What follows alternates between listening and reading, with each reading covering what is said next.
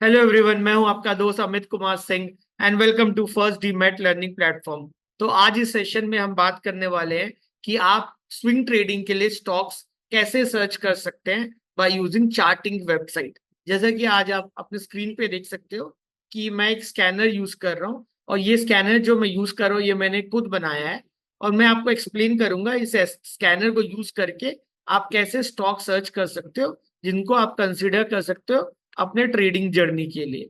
कोई भी एक पर्सपेक्टिव लेके मैं अगर स्कैन रन करूंगा तो मुझे कुछ स्टॉक्स मिल जाएंगे जो मैं सिलेक्शन क्राइटेरिया को फुलफिल कर रहे हैं और फिर मैं उनको ऑब्जर्व करूंगा।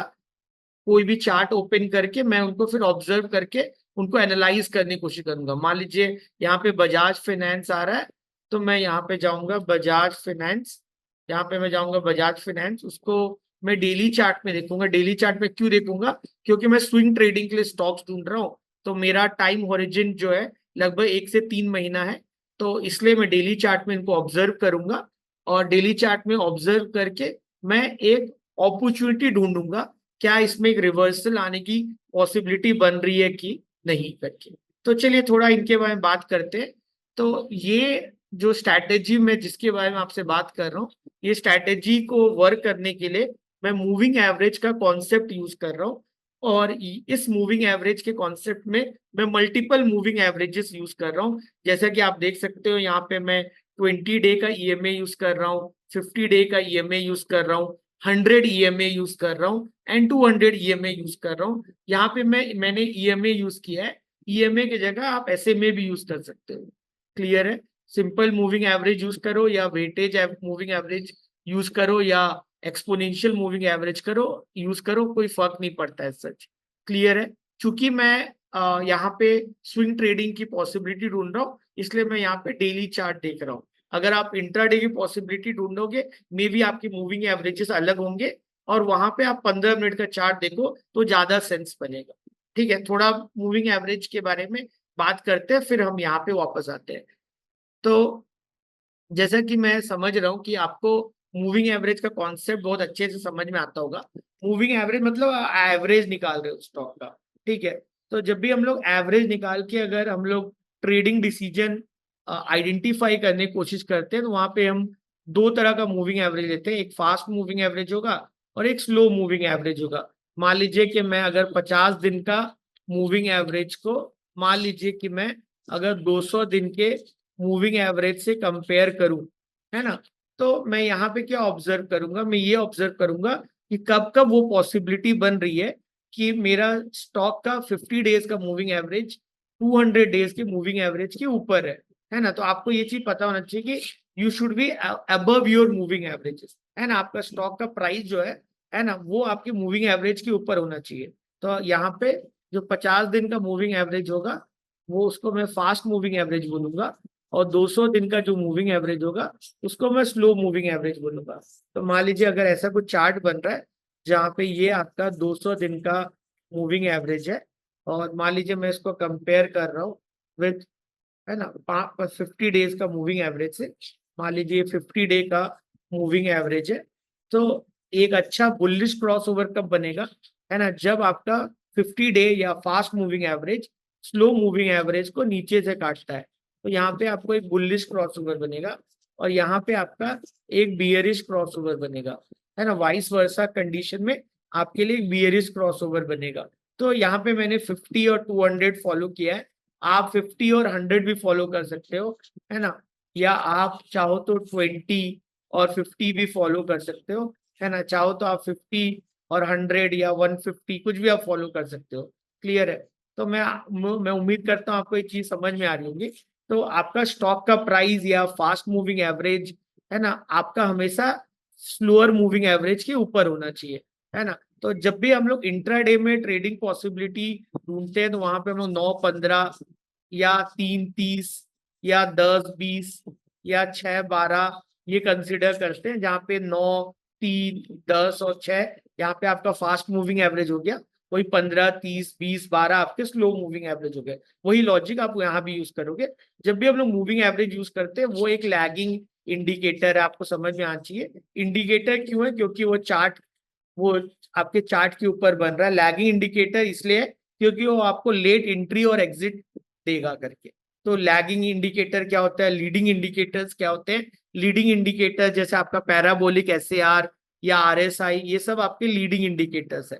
वही आपका मूविंग एवरेज जो है वो आपका एक लैगिंग इंडिकेटर है। तो आप मूविंग एवरेज को यूज करके आप ट्रेडिंग पॉसिबिलिटी ढूंढ सकते हो। आप स्क्रीनर में जाके भी आप सर्च कर सकते हो, स्क्रीनर है, ट्रेंड लाइन है, गूगल भी अगर आप करोगे, इसको गोल्डन क्रॉसओवर बोलते हैं, तो आप ऐसा सर्च कर सकते हो कौन कौन से स्टॉक में गोल्डन क्रॉसओवर बन रहा है और कौन कौन से स्टॉक में डेथ क्रॉसओवर बन रहा है। आपको स्टॉक्स मिल जाएंगे जिनके ऊपर आप बाइंग और सेलिंग अपॉर्चुनिटी सर्च कर सकते हो। क्लियर है आप लोग? तो यहाँ पे मैं जो स्ट्रैटेजी जो यूज कर रहा हूँ उसके बारे में थोड़ा बात कर लूँ। मैं यहाँ पे मैं 4 type of moving average use कर रहा हूँ।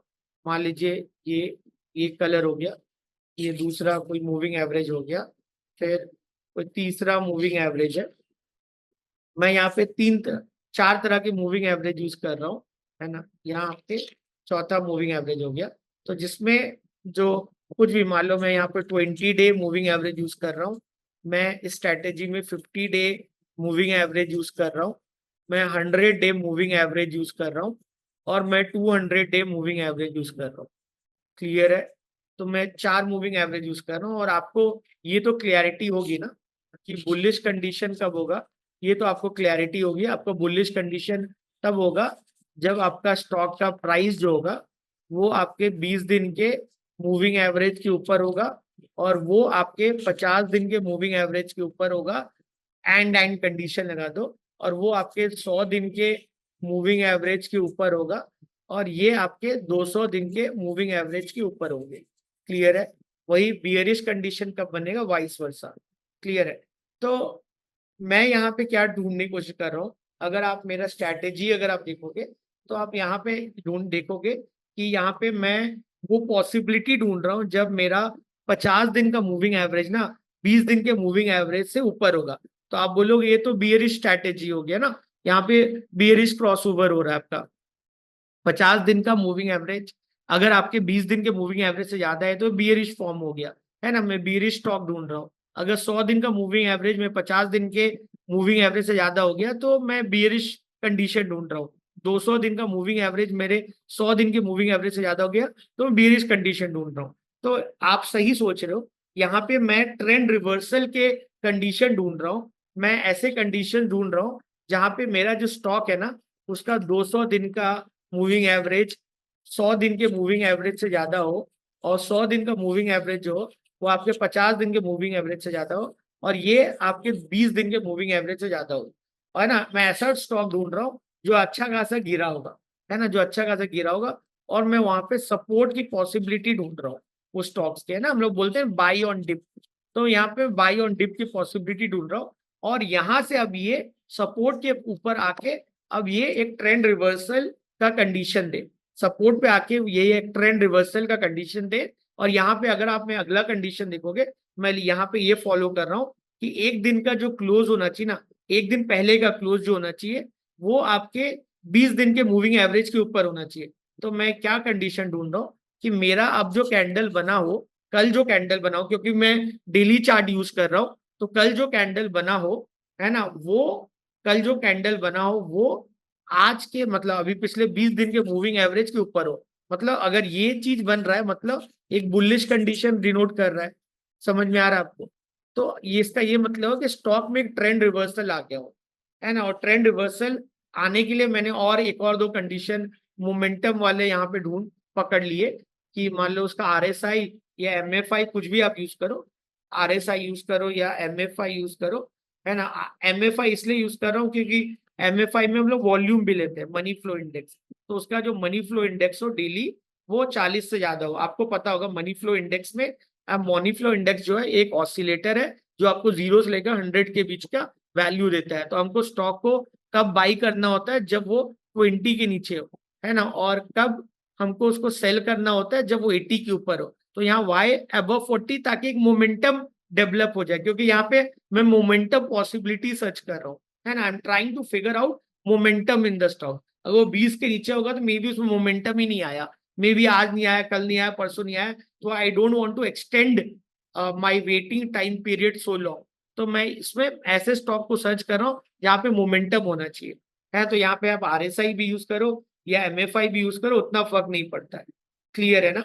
तो मैं उम्मीद करता हूँ मैंने आपको एक क्लियरिटी दे दी। और यहाँ पे जैसे मान लो बजाज फाइनेंस है, यहाँ पे मैं इंडिकेटर में गया, यहाँ पे मान लो मैंने डाल दिया मूविंग एवरेज मल्टीपल, यहाँ पे मूविंग एवरेज मल्टीपल डाला मैंने, इसके सेटिंग में जाऊंगा, यहाँ पे 6 पीरियड्स लिखे हैं, जबकि मेरे को सिर्फ 4 यूज करना है, 20, 50, 100 और 200। तो मैं क्या किया, जस्ट एन एडजस्टमेंट, मैं 20 2 बार लिख रहा हूँ, 50 मैंने 2 बार लिख दिया ताकि, है ना, और ये आपके 100 फिर 200, फिर स्टाइल में गया, इसका कलर बस मैं थोड़ा सा मोटा कर देता हूँ इसका कलर। पहला और दूसरा प्लॉट मेरा दोनों 20 दिन का मूविंग एवरेज है, ठीक है। और फिर तीसरा प्लॉट ये आपका हो गया, तीसरा और चौथा, तीसरा और चौथा जो है, तीसरा और चौथा जो है वो आपका 50 दिन का मूविंग एवरेज है। और पांचवा जो होगा वो आपका 100 दिन का मूविंग एवरेज है। और सिक्स्थ वन जो है, इसको मैं ब्लैक कर देता हूँ, ये आपका 200 डेज का मूविंग एवरेज है। क्लियर है? यहाँ पे आप देख सकते हो, ये चीज आपको यहाँ पे दिख रहा होगा। ये जो इस कलर को क्या बोलेंगे, इंडिगो कलर जो है, ये आपका 20 डे का मूविंग एवरेज है। ग्रीन कलर 50 डे का है, लाल कलर आपका 100 डे का है, ब्लैक कलर आपका 200 डे का है।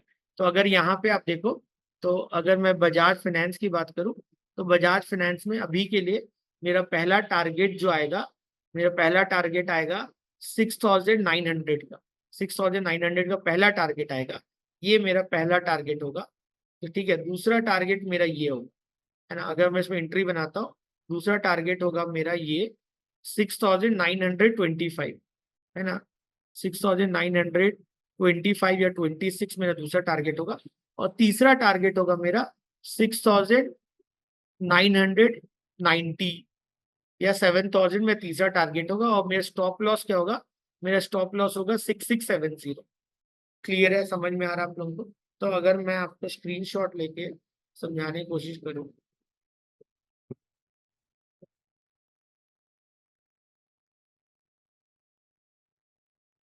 मैं स्क्रीनशॉट लेके अगर आपको समझाने की कोशिश करूं, अगर मुझे इसमें ट्रेड लेना होगा तो मैं क्या करूंगा,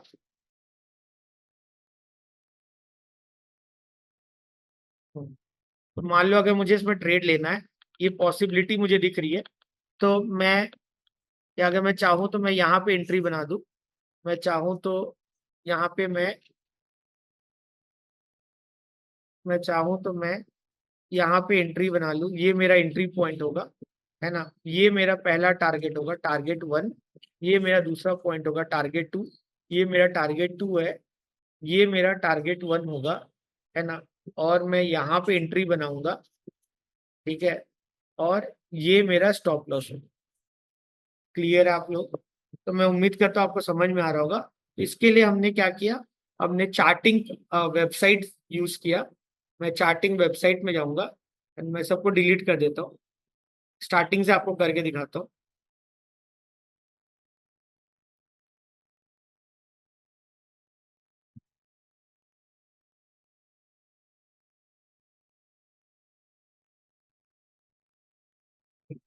यहाँ पे बाय डिफॉल्ट कैश आता है, यहाँ पे बाय डिफॉल्ट कैश आता है।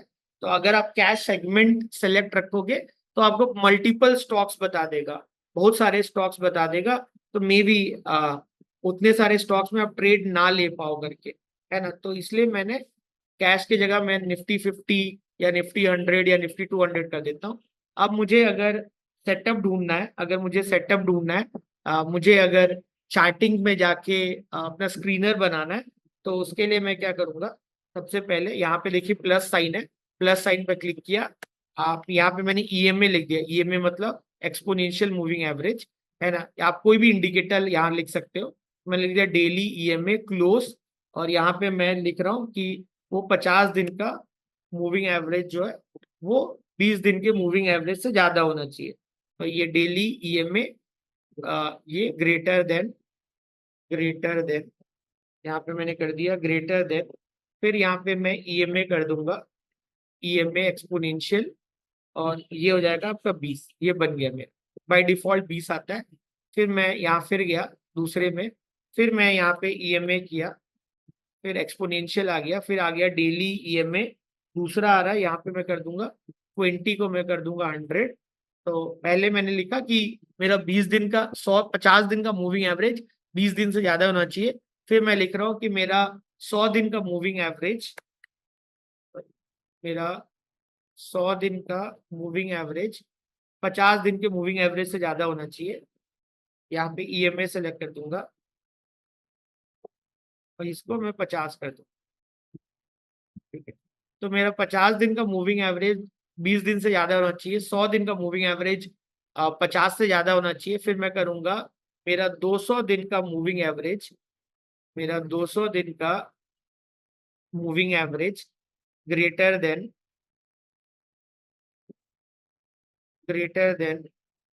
मेरा 200 दिन का मूविंग एवरेज ग्रेटर देन 100 दिन होना चाहिए, ग्रेटर देन 100 दिन होना चाहिए। इसको मैं 100 कर दूंगा। क्लियर है आप लोग? यहाँ तक समझ में आ गया होगा। तो 50 दिन का मूविंग एवरेज 20 से ज्यादा होना चाहिए, 100 दिन का मूविंग एवरेज 50 से ज्यादा होना चाहिए, 200 दिन का मूविंग एवरेज 100 से ज्यादा होना चाहिए। ये आपको सेटिंग समझ में आ गया होगा। क्लियर है? फिर उसके बाद मैं कंडीशन डालूंगा। फिर यहाँ पे मैं ये लिख रहा हूँ कि एक दिन पहले का जो क्लोजिंग हो, एक दिन पहले का जो भी क्लोजिंग हो, है ना, एक दिन यहाँ पे 1 डे एगो कर देता हूँ, एक दिन पहले का जो भी क्लोजिंग हो वो ग्रेटर देन हो, है ना, वो ग्रेटर देन हो, एक दिन पहले का कैंडल का जो क्लोजिंग हो वो आपका 20 दिन के ईएमए से ज्यादा होना चाहिए। ठीक है, ये समझ में आ गया? यहाँ तक कोई डाउट है तो आप स्क्रीन को पॉज करके आप फिर से इसको देख सकते हो। तो पहला कंडीशन मेरा ये है कि 50 दिन का मूविंग एवरेज 20 दिन से ज्यादा होना चाहिए। दूसरा ये है कि 100 दिन का मूविंग एवरेज 50 से ज्यादा होना चाहिए। तीसरा ये है कि 200 दिन का मूविंग एवरेज 100 से ज्यादा होना चाहिए। चौथा ये है कि एक दिन पहले का जो कैंडल हो वो आपके 20 दिन के मूविंग एवरेज के ऊपर होना चाहिए, ताकि पॉजिटिवनेस आ जाए। पहले के जो 3 कंडीशन है वो एक निगेटिव कंडीशन है। अगर मैं सिर्फ 3 कंडीशन लगा के स्कैन रन करूंगा तो मुझे निगेटिव स्टॉक्स आ जाएंगे। चौथा कंडीशन ट्रेंड रिवर्सल का कंडीशन है। क्लियर है आप लोगों को? जहाँ पे वो ट्रेंड रिवर्सल की बात कर रहा है। ठीक है, और यहाँ पे मैं लिख सकता हूँ कि मेरा जो MFI मनी फ्लो इंडेक्स इसलिए यूज कर रहा हूँ ताकि ये जो है मनी फ्लो इंडेक्स जो है ना, ये प्राइस और वॉल्यूम दोनों लेता है। तो इसलिए मैं ले रहा हूँ कि मनी फ्लो इंडेक्स जो है ना, वो एक मिनट, मनी फ्लो इंडेक्स जो है वो आपके 40 से ज्यादा होना चाहिए। क्लियर है? और ADX अगर मैं चाहूँ तो ADX ले सकता हूँ कि जो ट्रेंड बने, ADX जो है ना वो आपका ग्रेटर देन हो इसके 25 से ज्यादा हो, ताकि ट्रेंड स्ट्रांग बने। आपका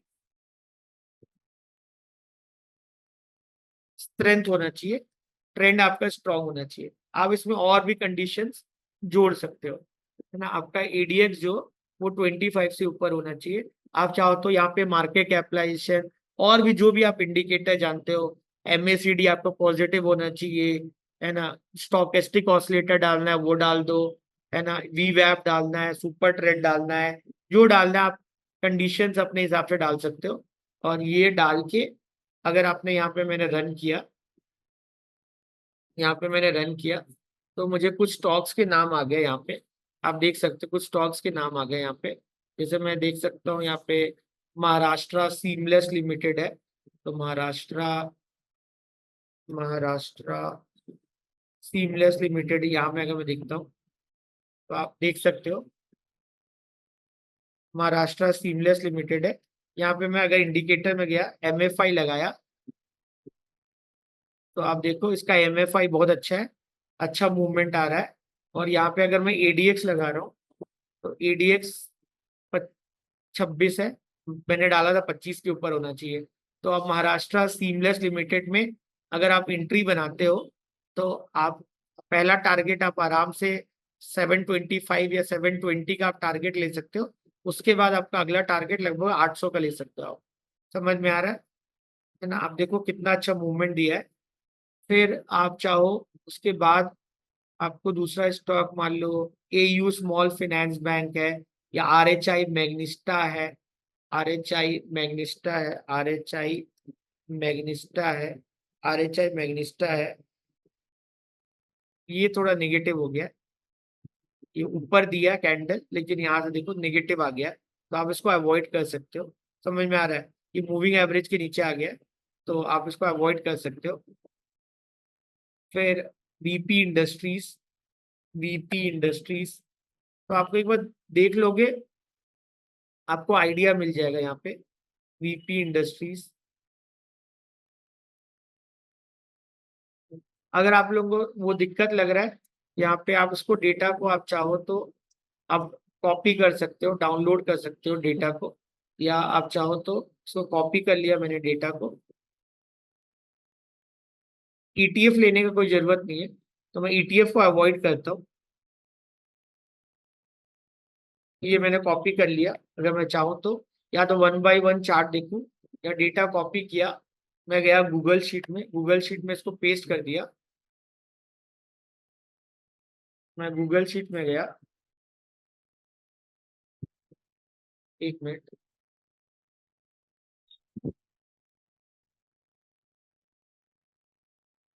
नहीं तो आप इसको डेटा को डाउनलोड कर लो, एक्सपोर्ट टू एक्सेल कर लो। यहाँ पे एक्सेल का फॉर्म आ रहा ऑप्शन।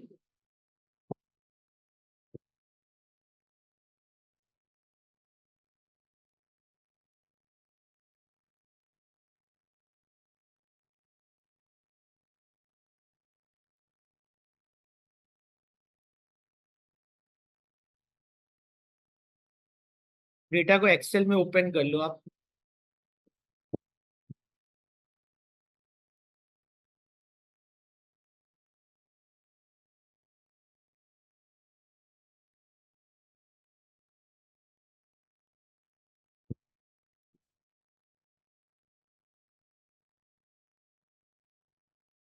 1 मिनट।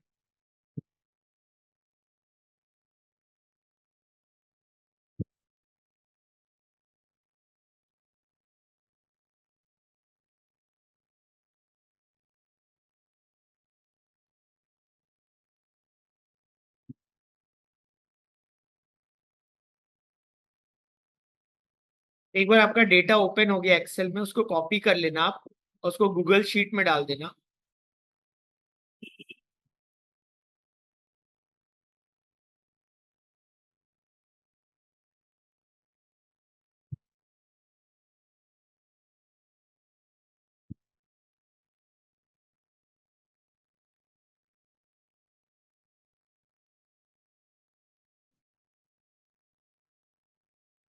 ये आपका स्टॉक का नाम आ गया। इसमें मैं ये दो स्टॉक को इग्नोर करना चाह रहा हूँ क्योंकि ये ईटीएफ है। इसको मैं कॉपी कर लेता हूँ। मैं इसको कॉपी कर लिया। फिर मैं जाके गूगल शीट खोलूंगा। गूगल शीट आपको लेना, गूगल शीट में ये स्टॉक को डाल दो। ठीक है, ये स्टॉक को डाल दो आप लोग गूगल शीट में।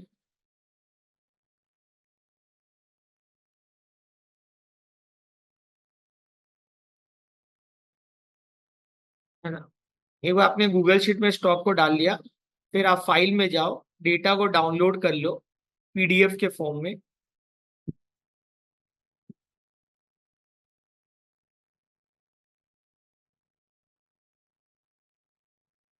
अब डेटा को डाउनलोड कर लो पीडीएफ के फॉर्म में। एक बार आपका डेटा पीडीएफ के फॉर्म में डाउनलोड हो गया,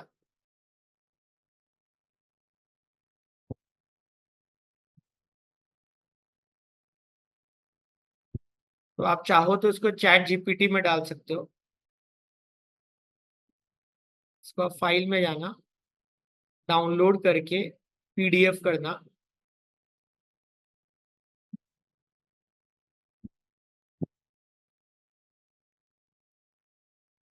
हो गया। तो एक बार ये पीडीएफ के फॉर्म में हो गया, तो अब आप क्या करो, आप चाहो तो चैट जीपीटी ओपन कर लो।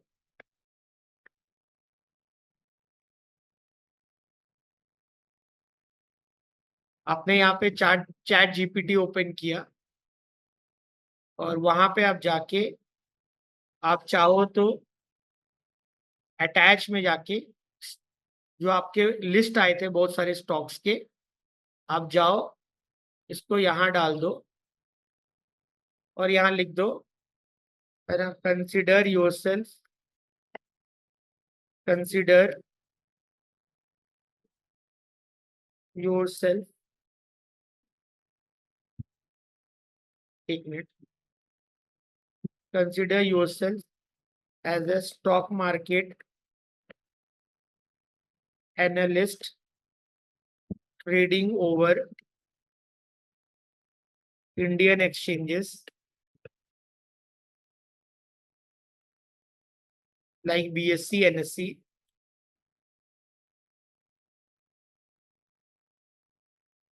Now analyze the stocks given here in PDF